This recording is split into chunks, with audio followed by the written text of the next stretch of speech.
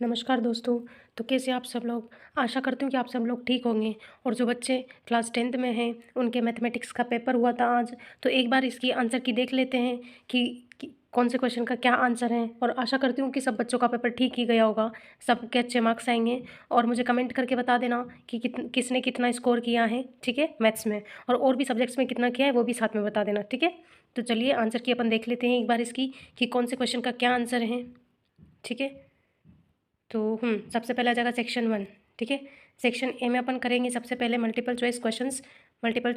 तो इसमें सबसे पहले जो ऑप्शन है, choose the correct option to answer the following objective questions and write in the answer sheet. और आंसर शीट में लिखना है, ठीक है। तो पहला क्वेश्चन है the highest common factor of two number का common factor, highest common factor मतलब HCF कितना है 27 और LCM कितना है 162। इफ़ वन नंबर और वन नंबर 54 है तो अदर नंबर क्या होगी? तो इसका राइट आंसर है ऑप्शन ए 81 इसका राइट आंसर है, ठीक है। और हिंदी वाले में ये आएगा, ठीक है, 81 81, ठीक है।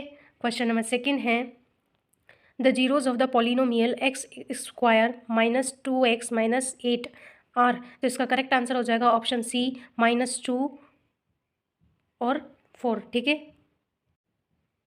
नेक्स्ट है question number 3, if twice the first number x is 5 less than 7 times the second number y, then which of the following equations is correct. तो इसका ऑप्शन डी राइट आंसर, इसका ऑप्शन डी है, ये right answer हो जाएगा 2x equals to 7y minus 5, ठीक है। इसके बाद है question number 4, if the first term of an arithmetic progression is 2 and the common difference is 3, then the n term will be. तो इसका आंसर हो जाएगा ऑप्शन बी 3n माइनस 1, ठीक है। इसका बी ऑप्शन राइट है, ठीक है। इसके बाद है question number 5, the sum of the first 5 multiples of 3 is. तो इसमें आ जाएगा ऑप्शन सी 45, इसका करेक्ट आंसर हो जाएगा, ठीक है। इसके बाद है question number 6, if P Q square plus Q R square equals to P R square in triangle P Q R, then which angle will be the right angle. तो इसका आ जाएगा ऑप्शन बी एंगल क्यू, इसका correct answer हो जाएगा, ठीक है। इसके बाद आ जाएगा question number 7, the distance of .03 from axis will be. तो इसका करेक्ट आंसर हो जाएगा ऑप्शन है 3, ठीक है।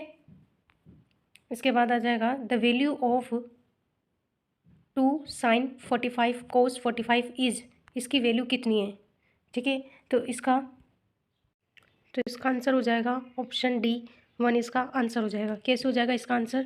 तो साइन 45 की वैल्यू क्या होती है 1/√2, और साइन कोस 45 की भी वैल्यू क्या होती है 1/√2। तो 1/√2 का अपन रूट हटा देंगे तो क्या हो जाएगा 1/2, और ये इधर 2 है ही सही, तो क्या हो जाएगा अपना 2 × 1/2, ये हो जाएगा लास्ट में। तो इससे ये कट जाएगा, तो अपने पास सिर्फ ये 2 से 2 कट जाएगा एक एक बार, तो अपना कुल मिला के आंसर अपना एक ही बचेगा, ठीक है। इसके बाद आ जाएगा question number 9, if the shadow of a tree is 1/3 times its height, then angle of elevation of the sun is. इसका आंसर हो जाएगा ऑप्शन डी 30 डिग्री, इसका राइट आंसर हो जाएगा, ठीक है। उसके बाद है question number 10, the tangents drawn at the ends of any diameter of a circle are mutually parallel, option B इसका करेक्ट आंसर हो जाएगा, ठीक है। इसके बाद है question number 11, if the circumference of a circle is 176 centimetre, then its radius is.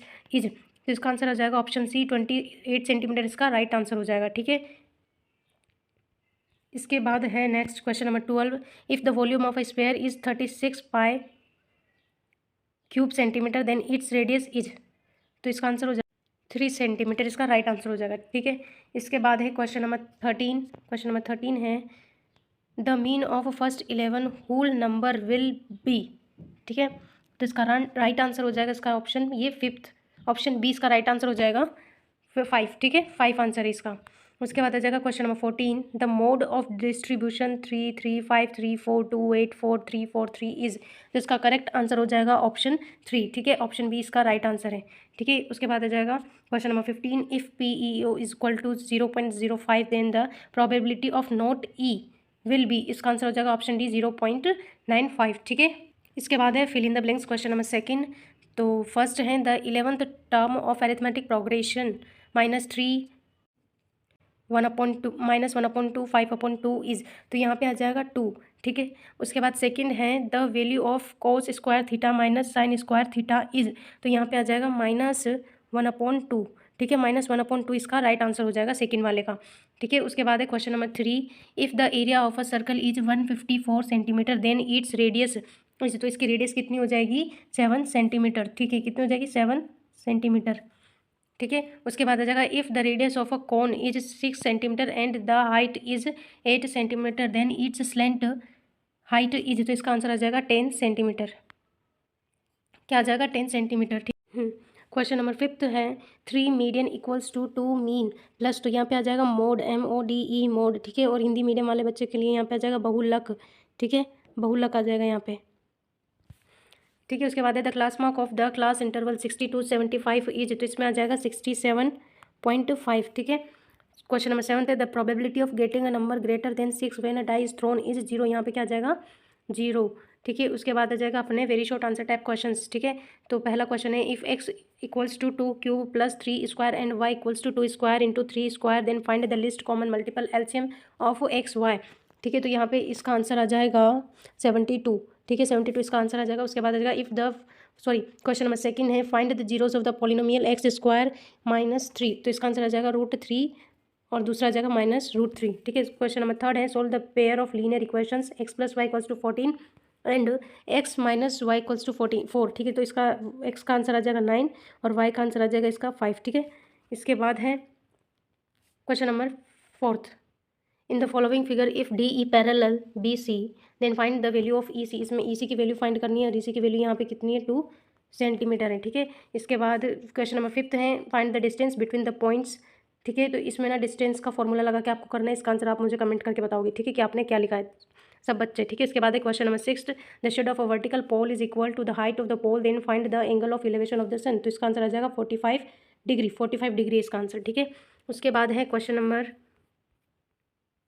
उसके बाद है क्वेश्चन नंबर 7 यदि if the angle of elevation of the top of a tower from a point at the distance of 100 meter from each foot is 60 degree then find the height of the tower। अब tower की height find करनी है, तो इसका answer आ जाएगा 100, एक minute, तो इसका आंसर आ जाएगा 100√3, इसका आंसर आ जाएगा 100√3 इसका आंसर आ जाएगा। ठीक है, क्वेश्चन नंबर 2 है the radius of a circle is 7 centimetre and the angle subtended at the centre is 60 centimetre find the length of the arc.